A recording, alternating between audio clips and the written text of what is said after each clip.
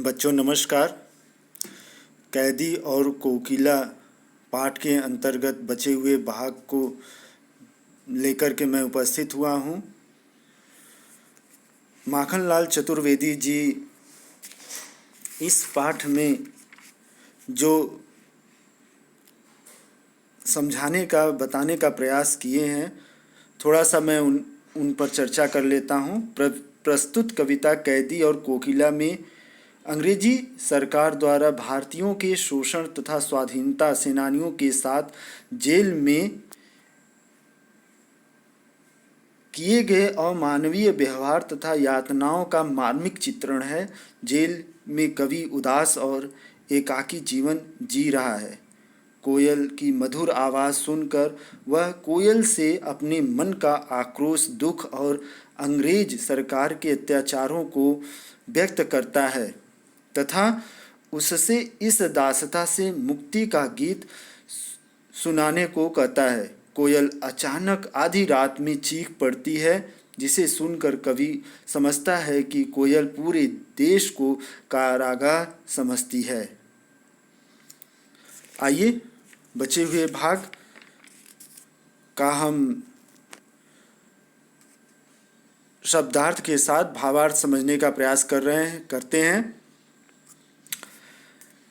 काली तू रजनी भी काली, शासन की करनी भी काली, काली लहर कल्पना काली, मेरी काल कोठरी काली, टोपी काली कमली काली, मेरी लव श्रृंखला काली, पहरे की हूँ कृति की ब्याली, तिस पर है गाली ए आली। इस काले संकट सागर पर मरने की मदमाती,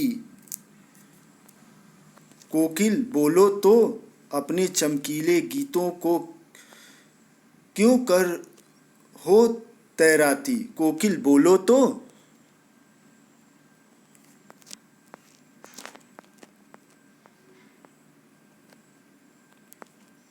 काली तू रजनी भी काली, रजनी मतलब रात, तू काली है रात भी काली, शासन की करनी भी काली। जो शासन है, जो अंग्रेजी शासन है, उसका जो प्रताड़ना है, जो दुख देने वाली बात है, वो भी क्या है, पूरी तरह से काली है, अपराध अमानवीय है। ठीक है। काली लहर कल्पना काली, मेरी काल कोठरी लाली। और जो मैं ये अंदर बंद हूँ, ये भी क्या है, काली है। मैं काल कोठरी में बंद हूँ। मेरी टोपी काली है। कमली, कमली मतलब कंबल, जो मैं कंबल मुझे मिला है वो भी काली है। मेरी लौ श्रृंखला काली, जो जिस जंजीर में मैं जकड़ा हूँ वह भी लौ श्रृंखला, जो जंजीर है मेरा, वह भी क्या है, काली है। पहरे की हूँ कृति की ब्याली, तिस पर है गाली ए आली। पहरे, जो पहरादार है, वह भी क्या कर रहा है, हुकृति जोर से आवाज लगा रहा है। और तिस पर है गाली ए आली, और उस पर हम लोगों को क्या कर रहा है, गाली दे रहा है। ए आली, ए सखी, तिस पर भी हमको वो सब गाली दे रहे हैं। ठीक है। इस काले संकट सागर पर मरने की मदमाती, इस काले संकट सागर पर, मदमाती मतलब उतावली। ठीक है। मरने की मदमाती, कोकिल बोलो तो अपने चमकीले गीतों को क्यों कर हो तैराती। कोकिल बोलो तो, अर्थात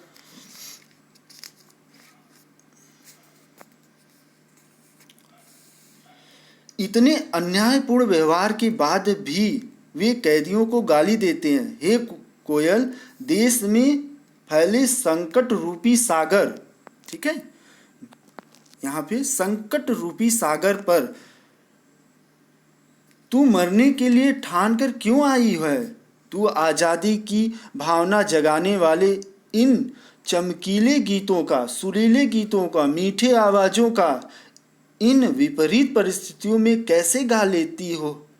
हे कोयल, कुछ तो बोलो, कुछ तो बताओ। ठीक है।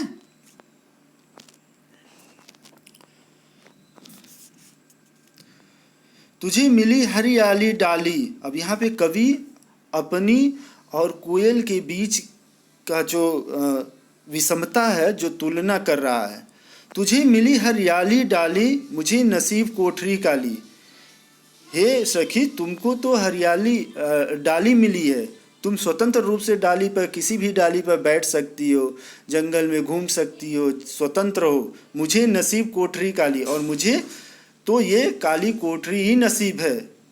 तेरा नभ भर में संचार, नभ मतलब आकाश, तुम्हारा तो पूरा संसार, पूरा आकाश ही विचरण कर सकती हो। मेरा 10 फुट का संसार, और मेरा ये काल कोठरी जो 10 फुट का है, यही मेरा संसार है। तेरे गीत कहावे वाह, जब तुम गाती हो तो तुम्हारी आवाज़ को सुन करके लोग वाह वाह की आवाज़ करते हैं, सुनाते हैं, समझते हैं। अर्थात तुम्हारी गीत वाह वाह होती है, वाहवाही होती है। रोना भी है मुझे गुनाह, अगर मैं रो भी दूं तो मुझे गुनाह हो जाएगा और मुझे उसके लिए दंड मिलेगा। देख विषमता तेरी मेरी, बजा रहे तीस पर रणभेरी। इतनी विषमता के बाद भी तुम रणभेरी बजा रही हो। रणभेरी युद्ध में बजाया जाने वाला बाजा, ठीक है।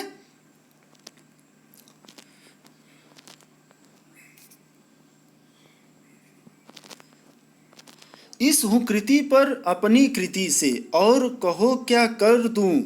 कोकिल बोलो तो मोहन के व्रत पर प्राणों का आसव किसमें भर दूं। कोकिल बोलो तो, इसके बाद भी तू रणभेरी बजाकर लोगों को आज़ादी की लड़ाई के लिए उत्साहित कर रही हो। कोयल, तेरी इस हुंकार से तेजस्वी रचनाएं लिखने के अलावा और क्या कर सकता हूँ, बताओ। कोयल, मोहनदास करमचंद गांधी के संकल्प को, यहाँ पे जो मोहन आया है वो गांधी जी के बारे में है, तो मोहनदास करमचंद गांधी के संकल्प को पूरा करने के लिए अपनी उत्तेजना, जो अंदर हमारी उत्तेजना है, इस सरकार से, इस अंग्रेजी शासन से मुक्ति पाने के लिए मैं किसमें भर दूं, मैं अपना जान किसमें डाल दूं, जिससे मैं काल कोठरी में बंद हूं और मेरी जान दूसरे में जा कर के स्वतंत्रता की लड़ाई लड़ सके। अपनी उत्तेजना किसमें भर दूं। कोयल, कुछ तो बोलो, कुछ तो बताओ। ठीक है बच्चों, आप इसको पढ़िए और अध्ययन करिए। ओके।